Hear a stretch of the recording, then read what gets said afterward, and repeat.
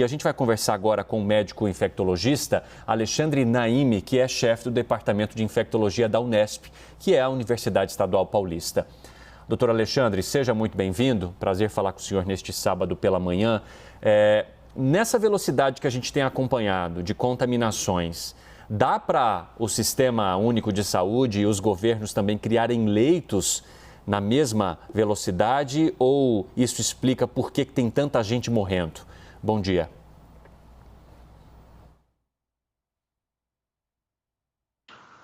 Bom dia, é um prazer estar aqui com vocês da CNN. Na verdade, a gente tem que lembrar que os recursos de saúde, eles não são ilimitados. Por mais que a gente tenha investimento financeiro, por mais que a gente destine verbas para a criação de leitos, para a construção de hospitais campanha, existe um fator que é limitado, que é mão de obra. Então, eu que sou chefe de uma equipe de infectologia, coordeno junto com outros colegas aqui o atendimento Covid no nosso Hospital das Clínicas, nós percebemos que cada vez mais existe uma dificuldade de contratar médicos, de contratar enfermeiros, de contratar auxiliares de enfermagem, pessoal de limpeza, que já está esgotado diuturnamente há mais de um ano, trabalhando em situações que são bastante extremas, né? Vocês estão vendo aí as imagens de como é a paramentação. Imagina ficar com todos esses jalecos, com máscara, com toda essa paramentação durante 12 horas, às vezes fazendo turno de 24 horas. Ou seja, por mais que a gente tenha recursos financeiros, por mais que a gente construa leitos, compre respirador, os recursos humanos eles são limitados. E além de limitados, eles estão chegando à beira da exaustão, também conhecido como síndrome de burnout. Muitos dos nossos médicos estão afastados ou pediram demissão. Isso também vale para o pessoal da enfermagem, que na verdade tem uma carga de trabalho até maior que a dos médicos, né? Fica ali cuidando do paciente dia e noite. A minha preocupação é que não só nós não tenhamos uma velocidade suficiente para a criação de leitos, para conseguir administrar oxigênio para essas pessoas que vão chegar agora nas próximas semanas, que vão ser as piores de todas, e também não tenhamos o principal, que é recursos humanos para atender esses pacientes. Doutor, o que o senhor nos traz e nos narra agora é um quadro, uma figura, uma pintura que muitos outros especialistas trouxeram também. Não adianta você criar cada vez mais leitos de UTI se você não tem material, não tem recurso, não tem pessoas para estar lá operando esses leitos de UTI, se todos já estão exaustos. E aí eu lhe pergunto, nesse cenário, um medicamento que diminua as internações é até bem-vindo. E aí a gente acabou de falar aqui sobre o Remdesivir, aprovado agora pela Anvisa. Cabe que, também acabamos de falar, esse medicamento é caríssimo.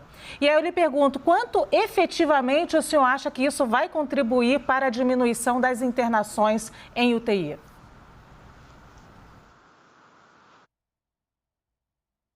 Então, vamos fazer uma divisão dessa pergunta, porque ela é bastante complexa, em dois aspectos. Primeiro, o que a gente tem de científico? Vocês me permitem aqui que eu fiz uma colinha, porque não dá para guardar tudo de cabeça. O que nós temos de científico publicado sem a menor dúvida em relação à eficácia? Remdesivir, ele diminui os dias de internação em termos de recuperação. Em até 5 a 7 dias, você diminui o tempo de internação de pacientes. Isso seria bastante interessante, porque abre leitos para novas pessoas que precisam encontrar. E também ele tem 50% mais rapidez em relação à melhora clínica de pacientes que precisam de baixo fluxo de O2, ou seja, aquele paciente que interna, mas ele precisa de pouco tempo de oxigênio. Ele diminui também o tempo desse paciente recebendo oxigênio em 8 dias. E também diminui a progressão da doença em relação à necessidade de ventilação mecânica. 30% para intubação e 44% para UTI.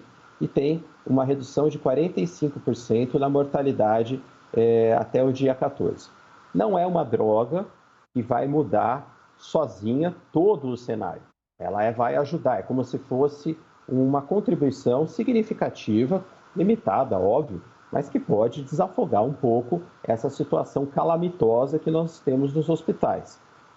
Se nós não tivéssemos vivendo essa lotação, esse colapso do sistema de saúde, talvez ela fosse, entre aspas, dispensável. Mas no momento em que nós estamos precisando de leito, ela se torna uma iniciativa, uma possibilidade bastante interessante, em que pese a segunda parte da pergunta que você me disse, que é o preço. O preço realmente, né, é um preço muito alto. Eu não sei se vai haver tratativas entre o Sistema Único de Saúde, o SUS, em relação à compra dessa medicação, porque realmente o tratamento por pessoa sai muito caro, mas com certeza hospitais particulares ou mesmo planos de saúde vão levar em consideração, porque não há dúvida sobre o benefício de uso.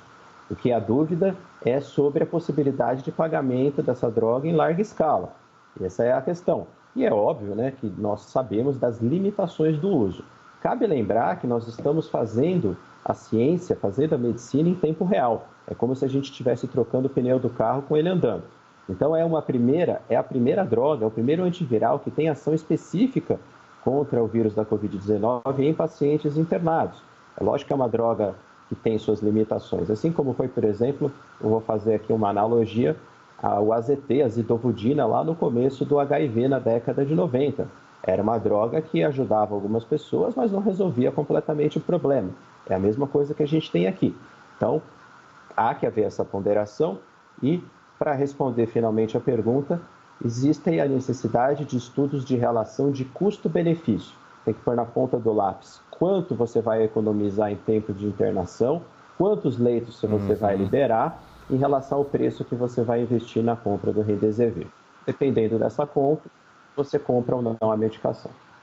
Doutor, vários especialistas que nós ouvimos aqui disseram que o Brasil de fato não fez um lockdown, né? A gente acompanhou algo parecido agora recentemente em Araraquara. E aí tem agora as medidas restritivas que muitos estados estão adotando. Essas restrições por semanas, ou seja, 2 semanas, e com algumas flexibilizações, elas ajudam a resolver de fato o problema? Como que o senhor olha para essas restrições e elas são a única solução que temos agora?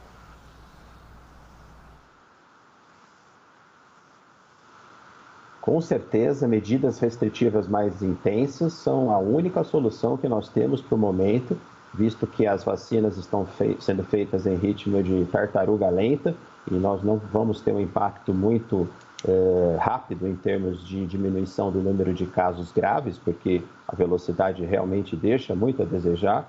E, infelizmente, em que pese aí todo o impacto econômico, social, psicológico de ficar preso em casa, é uma forma mais efetiva de você evitar a transmissão, porque não é difícil de entender. Se eu tenho uma pessoa infectada, ela transmite através de gotículas, falando, respirando, tossindo, espirrando. Se eu evitar o contato com outra pessoa, se eu deixar ela em casa, evitar a mobilidade social, evitar com que as pessoas saiam de casa, eu vou evitar a transmissão. Araraquara foi um case point, né? Um estudo de caso muito interessante, porque eles fizeram um lockdown realmente verdadeiro, né? Até porque estavam em total colapso. Foi muito triste o que aconteceu naquela cidade e o número de transmissão, né, a transmissibilidade caiu absurdamente em 2 semanas. Agora, quando você começa a fazer adaptações do lockdown, abre uma coisa, não abre outra, funciona escola, jogo de futebol, fica aquela história de não fazer 100%, acaba tendo brechas para transmissão. E também tem um outro ponto que aí eu considero difícil, né? Que são as festas, os encontros, as baladas, os rolezinhos clandestinos.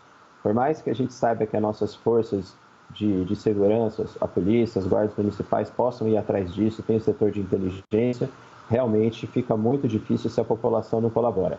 É de revoltar, é um tapa na cara quando nós, profissionais de saúde, estamos envolvidos, que estamos nos dando ao máximo, vemos cenas de baladas clandestinas, um monte de gente aglomerada sem máscara, literalmente a sensação de estar enxugando gelo quando a gente vê esse tipo de comportamento da sociedade.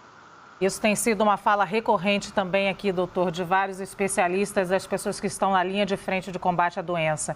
Muito obrigada por estar aqui com a gente, doutora Alexandre Naime, infectologista, e esclarecendo esses pontos bem importantes para a gente.